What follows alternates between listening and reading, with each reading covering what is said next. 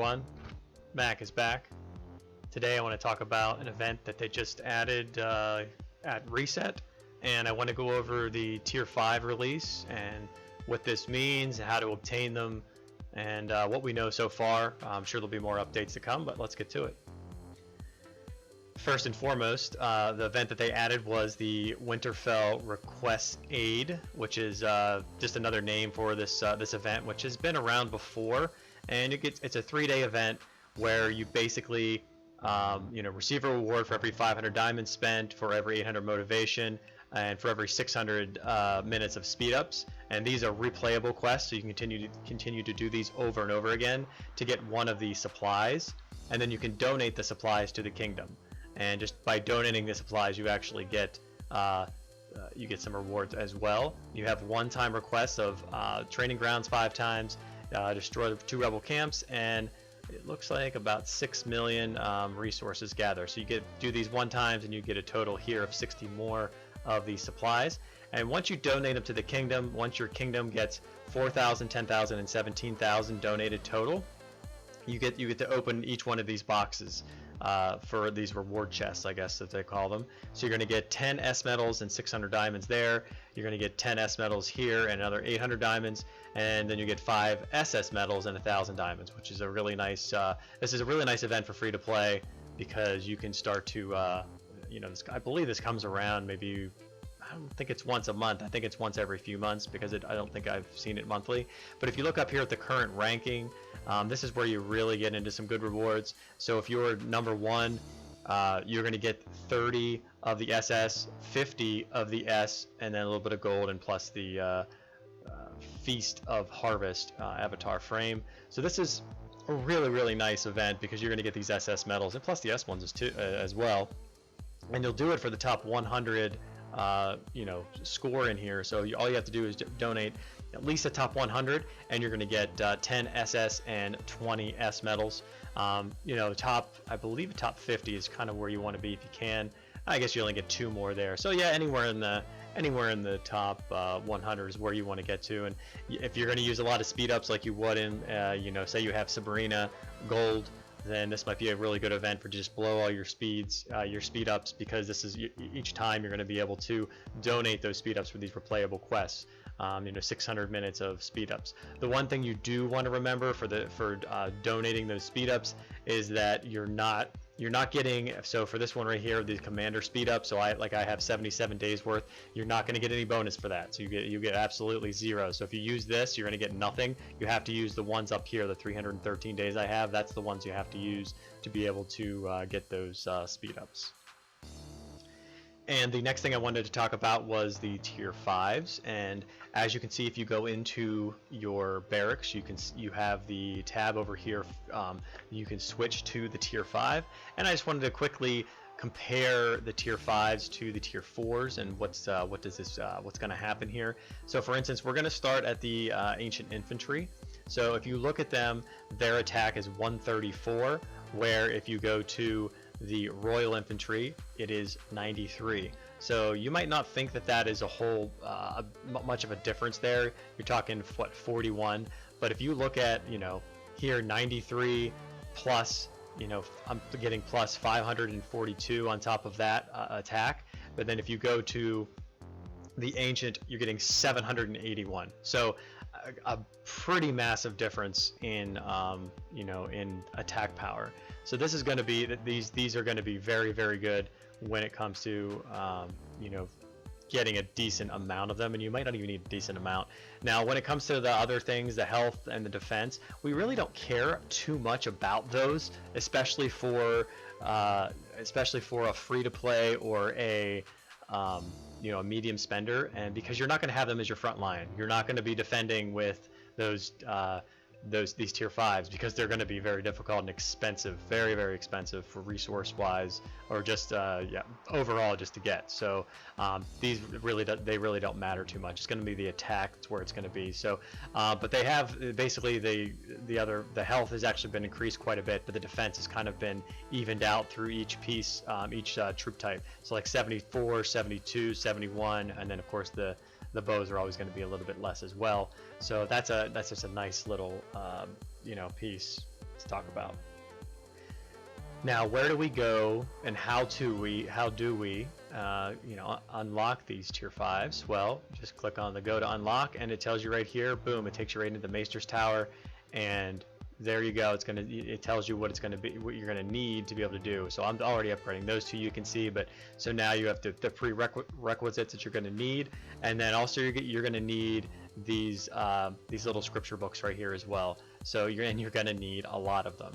And where do you get those? Just click on the plus over here. You can see it's the Amnesty shop and then the VIP shop. So there's different places to get them. The Amnesty shop is where you're going to use black diamonds. So if you go there and you go to the chest here, you can see you can get 3 of them a day, and they're going to be 10 of these little gems here to be able to do that. So you would basically spend $1 a day to be able to get the 10, the 20, the 30 there, and you can be able to get looks like 6 of them. So you get, because there's 2 per 3, per each one, you get through a limit of 3. So that's one way to be able to get them. And you could also go to the VIP shop, and in the VIP shop you have to have a level VIP of 15, which clearly I do not, because it has their VIP required. The other ones are not unlocked. So you have to get your VIP up. You can see my VIP. I still have quite a long way to go to be able to get to 15 to be able to do this. You're going to get 10 a day, which actually isn't too bad.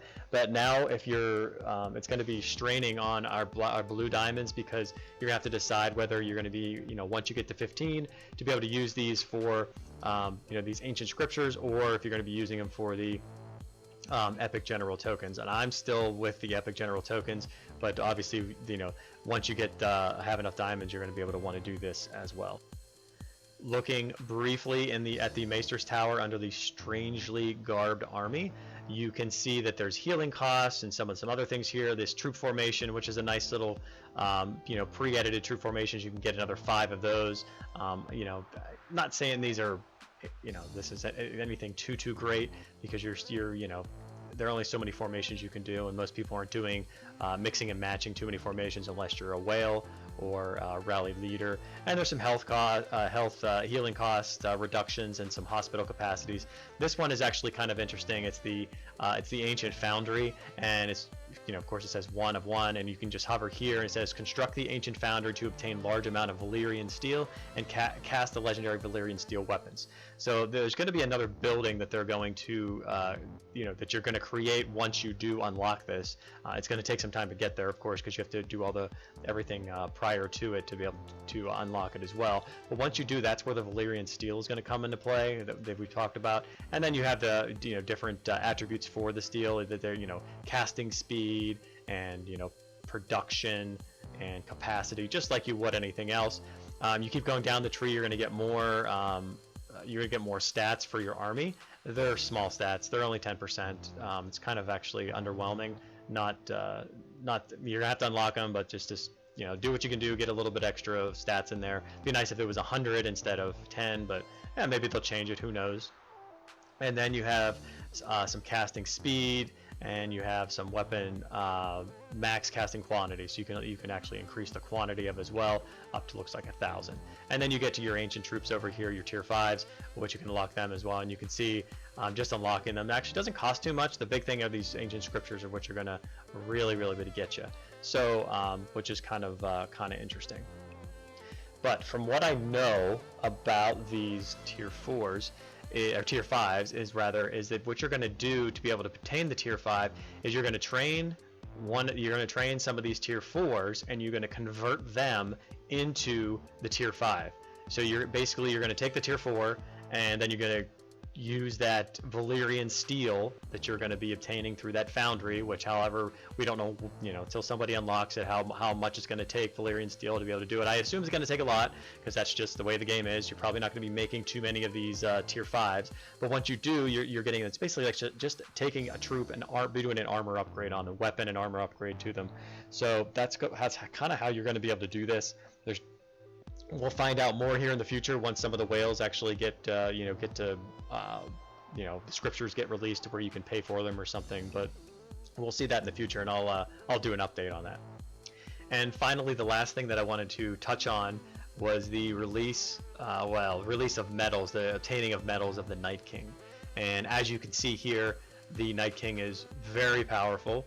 He has a total, when he's at gold quality, he's a cavalry commander just to start off. You can see there his guard type, and you can see his total attack is at 35%, where all the other commanders that have total attack are 25% max. And you can see the army, an enemy's army attack reduction of 35%, which is also that is one of the more difficult attributes of stats to get in the game. So that is really, really powerful too. And then the enemy casualty rate of plus 10% when reaching the legendary status, of course. That is also a very nice attribute that is not on any of the other commanders in the game. The enemy army attack reduction is just a straight up enemy army attack reduction. It's similar to Simon, but not the same, because Simon has the siege attack reduction, which is basically if you're attacking the castle, then you get the reduction there as the attack reduction as well. But if you're attacking, then and you have the Night King in your army, and you have him, obviously maxed out, then that 35% would be included in that.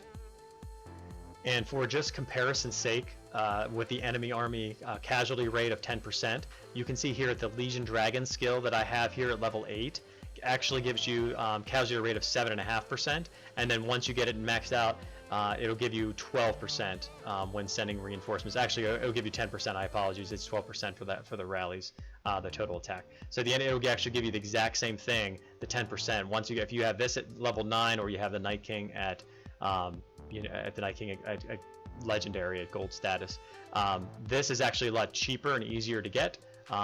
These skills take a long time to get, but they're definitely going to be cheaper. You're talking a few $100s compared to thousands of dollars to get to that Night King.